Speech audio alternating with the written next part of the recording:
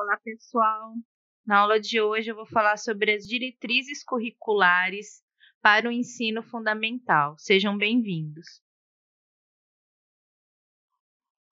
Como nós já estudamos aqui, o ensino fundamental no Brasil, com a sua organização e seu funcionamento, tem sido objeto de mudanças nas últimas décadas, sempre visando melhorar a qualidade de ensino da sua enorme população escolar. A gente sabe que essa população se ampliou muito nas últimas décadas, principalmente por causa do ensino obrigatório, matrícula obrigatória de crianças entre 4 e 17 anos na escola. E hoje eu vou falar para vocês sobre as diretrizes curriculares nacionais do ensino fundamental, da educação básica, da qual o ensino fundamental faz parte. E esses textos, né, eles trazem algumas diretrizes específicas, das quais algumas a gente já comentou, a gente já falou. Por exemplo, os direitos à educação garantidos pela LDB de 1996, a gente sabe que a LDB é uma lei inclusiva que promove uma educação para todos, todas as crianças devem ter vaga na escola, vaga garantida, numa escola gratuita, todas as crianças entre 4 e 17 anos. A educação é vista atualmente como um instrumento social, ou seja, é um direito de todo cidadão ter essa educação básica, porque vai transformar a vida desse cidadão e vai transformar a vida da sociedade também, né? A história da educação de base no Brasil a gente já viu também, né? Como foi a construção do nosso sistema de ensino atual, o perfil dos alunos no ensino fundamental que entram crianças e entram na adolescência ainda dentro do ensino fundamental, né? São fases que têm características próprias. Os componentes curriculares e a nova Base Nacional Comum, que é a BNCC, a contextualização dos conteúdos e o ensino significativo, que é uma das recomendações, né? Que o ensino faça sentido para o aluno, uma gestão democrática e participativa na construção do projeto da escola, né? Ou seja, todo mundo tem ali uma responsabilidade em relação à escola e a escola tem uma responsabilidade em relação à sociedade. A educação em tempo integral, que é uma das metas, né, do nosso ensino. Os anos iniciais e os finais do ensino fundamental, a gente já viu cada um deles, né? E o ensino fundamental oferecido para EJA, educação de jovens e adultos, populações indígenas, rurais e quilombolas, ou seja, o ensino fundamental ele não é oferecido somente na escola, ele é oferecido em ambientes não escolares, né? Esses ambientes não escolares devem ter a mesma estrutura que a escola regular, ou seja, o ensino de 9 anos, mas para quem não está na idade própria, também tem a educação de jovens e adultos. Nos anos iniciais, as diretrizes curriculares, ou seja, o currículo desses anos iniciais, a gente já sabe que o principal foco é a aquisição da leitura e da escrita, é a alfabetização. E a gente está falando de uma alfabetização que envolve também a alfabetização matemática, né? Não é só aquela que é alfabética. O texto, dentro desse processo, ele é a unidade central do trabalho da língua portuguesa, sendo interpretado e produzido nas formas orais e escritas, verbal e não verbal. A escrita verbal a linguagem verbal é aquela que usa letras, né? Que usa palavras. A não verbal a gente tem através de símbolos, gestos, né? Expressões. Enquanto a criança está sendo alfabetizada, a linguagem não verbal é muito importante, porque você vai comunicar mensagens através disso, através de desenhos, através de quadrinhos, e a criança, aos poucos, vai juntando a linguagem verbal, vai juntando a linguagem escrita nessa outra forma de se comunicar. Então, a criança, ela não passará somente pelo processo de alfabetização, mas também de letramento. Significa o quê? Que você se comunicar, se você exercer a linguagem, não é somente você decodificar o que está escrito ali, né? mas também interpretar, assimilar e reproduzir. Então, eu vou ler um texto, eu vou entender o que está escrito nesse texto, eu vou assimilar, né? Eu vou guardar dentro da minha cabeça e eu vou saber transmitir para outras pessoas também, né? O trabalho com texto atualmente, ele vai envolver não só aquela parte impressa, mas também o mundo digital, com áudios, fotos, vídeos, GIFs, memes, as redes sociais. O ensino vai utilizar esse mundo como ferramenta para acesso e produção de conteúdos e também como um objeto de estudo e interpretação. Então, você, quando pega uma linguagem de WhatsApp, por exemplo, que as pessoas, elas, de alguma forma, abreviam muito as palavras, né? Isso pode ser estudado através da alfabetização. Você pode partir de uma escrita mais simples, como essa usada na internet, para alfabetizar a criança. Então, tudo vai depender da criatividade do professor, né? Uma questão abordada na BNCC, que é a dos direitos linguísticos, é muito importante também, porque eu já falei que a alfabetização ela precisa ser bilíngue em locais onde a língua portuguesa não é a única falada e às vezes nem é a língua materna, né? A primeira, no caso, adquirida. Comunidades indígenas, quilombolas, de migração. As diretrizes curriculares nacionais, elas têm uma parte onde elas frisam isso, reafirmam isso, né, que já é falado na BNCC, já é um direito garantido por lei, mas é interessante que na BNCC o trabalho com a língua portuguesa ele já contempla essas outras formas de alfabetizar, né? É dividido em algumas unidades temáticas, como oralidade, leitura e escuta, produção, escrita e multissemiótica. O que é uma produção multissemiótica? Quando eu uso mais de uma linguagem, né? Eu estou fazendo um texto multissemiótico, por exemplo. Quando eu produzo um texto onde tem uma mensagem importante e a imagem também é importante, como no caso dos quadrinhos, é uma linguagem muito semiótica, porque eu estou usando mais de um recurso ali para transmitir a minha mensagem. Tem a análise linguística e semiótica, que envolve conhecimentos linguísticos sobre o sistema de escrita, o sistema de língua, a norma padrão, textuais, discursivos, sobre os modos de organização e os elementos das outras semioses, né? Ou seja, das outras formas de linguagem. Hoje a escola, quando ela vai alfabetizar, ela precisa aproveitar todos os recursos tecnológicos que a gente tem, porque essa criança já nasce nativa digital, né? Já é nativa digital, já nasce em contato com os vários dispositivos e esse dispositivo faz parte da vida dela. Então, a gente usa também esse Olá, dispositivo. peço desculpas por interromper sua aula por um breve momento, mas tenho algo importante e vantajoso para compartilhar com você. Se você está gostando desta aula, tenho uma ótima notícia. Agora você pode levar sua experiência de aprendizado para o próximo nível fazendo sua matrícula em nosso site. Ao se matricular, você terá acesso exclusivo a uma série de benefícios. Primeiro, você pode baixar a apostila completa do curso em PDF, perfeita para acompanhar as aulas e revisar o conteúdo sempre que precisar. Além disso, ao concluir o curso, você terá a oportunidade de adquirir um certificado de conclusão, um grande passo para o seu desenvolvimento profissional e acadêmico. E sabe o que mais? Ao assistir às aulas diretamente em nosso site, você terá uma experiência de aprendizado sem interrupções ou propagandas. Isso significa mais foco e eficiência no seu estudo. Então, não perca essa chance. Clique no link na descrição deste vídeo ou visite nosso site para se matricular agora mesmo. É rápido, fácil e vai transformar a maneira como você aprende. Agora, vamos voltar à aula. Obrigado por sua atenção e nos vemos no site. Também esse dispositivo, como celular, tablet, computadores, na hora de alfabetizar.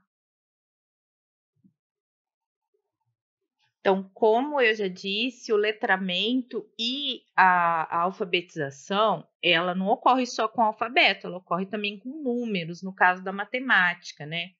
O ensino da matemática segue a mesma linha de língua portuguesa, ou seja, levando em consideração o contexto e a aplicação dos conteúdos. A gente vai dar aí um espaço para as tecnologias, usar jogos, tudo que faz parte do universo da criança atualmente, né? A sociedade contemporânea exige o conhecimento matemático como parte fundamental das habilidades para se inserir, para se atuar nessa sociedade. Não se trata somente de medir, de contar, de quantificar, mas solucionar problemas cotidianos, refletir sobre diversos temas que envolvem lógica e desenvolver o pensamento hipotético dedutivo. Então, o raciocínio matemático ele vai além daquelas contas fundamentais. Ele envolve esses processos de lógica, né, que são trabalhados, inclusive, desde a educação infantil, e também um pensamento matemático. Esse pensamento matemático é que precisa ser desenvolvido na escola. Não é somente memorização de tabuada e outros processos que a escola se ocupou durante tantos anos, né? O estudante ele vai aprender a relacionar a parte teórica da matemática com a prática, com a vida funcional mesmo. As práticas desenvolvidas em sala de aula precisam habilitar o aluno a usar a matemática fora da escola, aplicando conceitos, procedimentos e resultados, resolvendo problemas e encontrando soluções. Assim, o letramento matemático deve se processar desde os anos iniciais do ensino fundamental, desenvolvendo as habilidades de raciocinar, representar, comunicar e argumentar matematicamente, de modo a tornar os conceitos úteis em diversos contextos e situações, presenciais e virtuais. Então, o aluno, ele vai ter aquela teoria, não vai deixar de ter a teoria, só que o professor vai ter que fazer uma contextualização, vai ter que fazer uma aplicabilidade dessa teoria, mostrar onde ela é usada.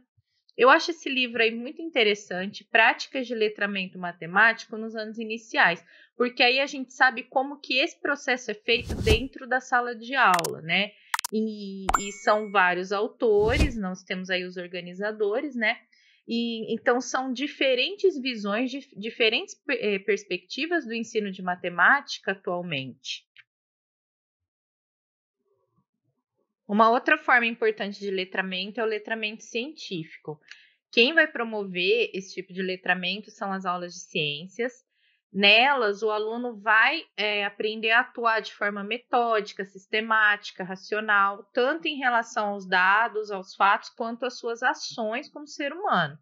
A escola deve promover o acesso ao conhecimento e à informação necessários para entender os processos históricos e a evolução da ciência. Assim, esse aluno deve não só aprender o saber científico, mas também fazer ciência, né? As práticas nas aulas de ciência são muito importantes porque elas vão estimular os alunos a questionarem sobre os temas, a proporem hipóteses, investigarem, pesquisarem, entrevistarem, colherem dados, enfim, fazer ciência também, né? Essas aulas vão ensinar a analisar fatos, os dados. Isso já entra também em conjunto com a matemática, sempre com uma visão objetiva, com uma visão crítica, questionadora. E aí eles vão formar opiniões, vão planejar argumentos e ações baseados na realidade, né, dos fatos e nos dados que eles colherem. Tem um livro aí muito interessante, né, que chama Eureka, Práticas de Ciências para o Ensino Fundamental. Como as ciências é um componente curricular, uma área de conhecimento que tem um leque muito diversificado, que você mexe já com processos matemáticos, de química, de física, de biologia, de genética e etc., reino animal, flora, fauna, tudo isso, uma vastidão tão grande, né, de oportunidades de estudo. Eu acho interessante ter um livro, assim, quem vai trabalhar com ciências, porque vai mostrar como transformar toda essa teoria em atividades práticas também para auxiliar na assimilação dos conteúdos. Bom, além da matemática e da língua portuguesa, a gente tem também no ensino fundamental, a área de ciências humanas, que é representada pela história e a geografia. Os anos iniciais focam mais os aspectos locais, tanto da história quanto da geografia.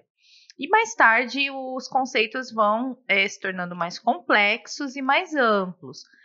Uma parte importante dessa área é focar nas práticas que estimulem o olhar crítico dos estudantes para o mundo, ajudando a construir autonomia e consciência social. Então, são inseridos temas como ética, direitos humanos, valores, respeito ao ambiente, às pessoas, interesse pelas causas sociais e pela solução de problemas relacionados a elas. Esses são temas constantes, é uma área que estimula muito a reflexão, e quando a gente fala de reflexão crítica, a gente não quer dizer crítica no sentido só de falar mal ou apontar defeitos, mas pensamento crítico é um pensamento analítico, né, que analisa as coisas, se aprofunda nas coisas antes de argumentar ou tomar alguma conclusão. Então, as habilidades desenvolvidas nessa área são em relação a isso. Além destes componentes, nós temos também a arte e educação física e a língua inglesa, que são da área de linguagens. A língua inglesa é oferecida só nos anos finais. A educação física, ela vai focar nas práticas corporais, né? Em diferentes contextos, em diferentes significações. Então, não é só o esporte coletivo, não é só a prática de esporte. É você colocar a atividade física como fundamental para a sua saúde, como uma forma de socializar, de interagir. Então, assim, não se estimula mais aquela competitividade tóxica, rivalidade, mas mostra o movimento corporal como algo que ajuda você a se conhecer, a se cuidar, a se autopreservar, né? E também a interagir com as outras pessoas e se socializar. A arte, ela vai estar ligada à subjetividade, à expressividade, vai mostrar as diversas formas de manifestações artísticas das diversas culturas, ensinando o aluno a apreciar isso esteticamente e também socialmente. Bom, sobre o inglês, né, ele é inserido ali nos anos finais. Ele é tratado como uma língua franca, que quer dizer que não está relacionado a nenhum país específico, como o inglês britânico ou o inglês dos Estados Unidos, né? Ele é encarado, o ensino de língua, como um aspecto social, político, econômico, ou seja, como uma língua que deve ser funcional. Então, cada aluno vai usar o inglês ali para um determinado fim. Alguns para se comunicar oralmente, outros através do texto escrito, ou os dois. Uns vão ter contato com uma determinada cultura de língua inglesa, outros não, outros só vão fazer um contato mais virtual, né?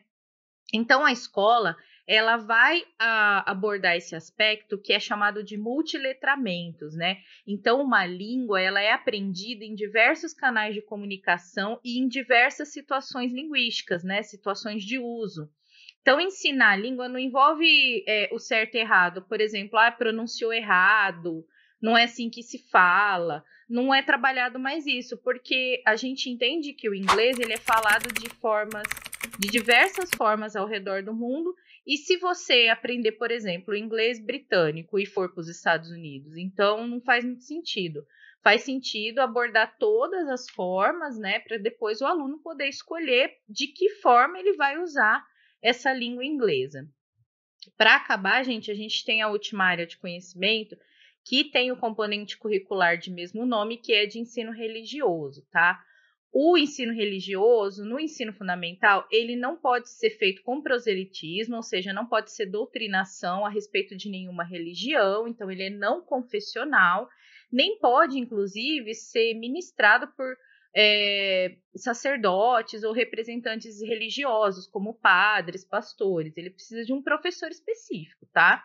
Na BNCC, esse ensino ele é apresentado como uma área de conhecimento, né? E aí a disciplina tem o mesmo nome, o componente curricular. A escola de ensino fundamental, ela é obrigada a oferecer essa área de conhecimento, esse componente, mas o aluno não é obrigado a fazer matrícula nele, tá? Então, ele não é obrigatório o aluno cursar. E aí, tudo bem? Estou passando apenas para deixar um recado bem rápido para você que acabou de ver essa aula e que gostaria de assistir a todas as aulas desse curso. É bem fácil, basta você clicar no link que está na descrição deste vídeo ou acessar www.novacursos.com.br. Fazendo sua matrícula em nosso site, você terá acesso a todas as aulas desse curso e mais centenas de outros cursos, além de poder fazer avaliação. E caso você queira, poderá estar adquirindo o certificado com um valor bem acessível. Esse foi o recado que eu queria dar. Aguardo sua matrícula. Até breve!